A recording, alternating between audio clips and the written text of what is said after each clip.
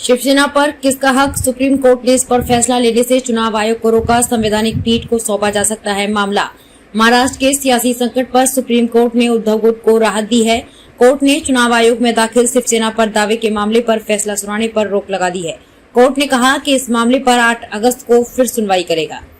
महाराष्ट्र में असली शिवसेना पर दावे को लेकर पूर्व मुख्यमंत्री उद्धव ठाकरे और वर्तमान मुख्यमंत्री एकनाथ शिंदे के बीच चल रही कानूनी लड़ाई में आज सुप्रीम कोर्ट में सुनवाई हुई है।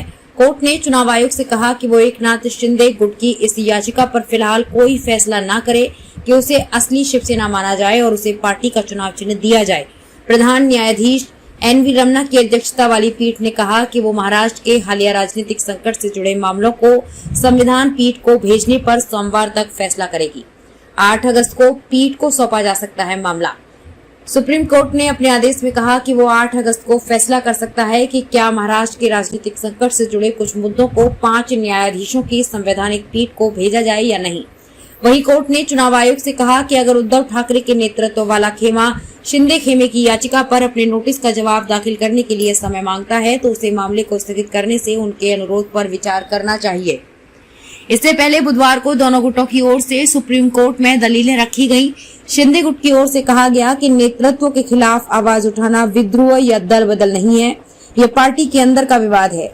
दूसरी ओर उद्धव ठाकरे गुट ने दलील दी है कि शिवसेना के बागी विधायकों के आचरण से ये साफ है कि उन्होंने पार्टी छोड़ दी है, इसलिए कानून के मुताबिक सभी अयोग्य हो गए हैं और सदन में हुई सारी कार्रवाई यानी स्पीकर का चुनाव व मुख्यमंत्री की नियुक्ति तक सभी गैरकानूनी है। इस दौरान सुप्रीम कोर्ट ने शिंदे गुट से कहा कि वो अपने कानूनी सवाल फिर से तय करके स्पष्ट रूप से लिखित तौर पर कोर्ट को दें। उद्धव गुट की दलील, संविधान की 10वीं अनुसूची के प्राविधानों के तहत शिवसेना के बागी विधायक अयोग्य हो चुके हैं। अलग हुए गुट ने न तो किसी पार्टी में विलय किया है और न ही कोई अलग दल बनाया है।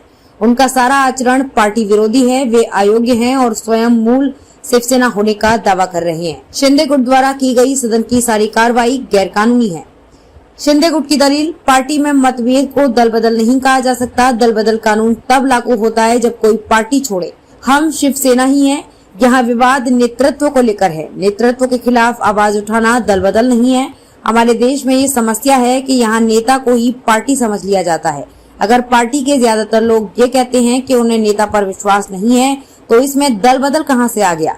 ये पार्टी के 2 गुटों की बात है, 2 शिवसेना की बात नहीं है।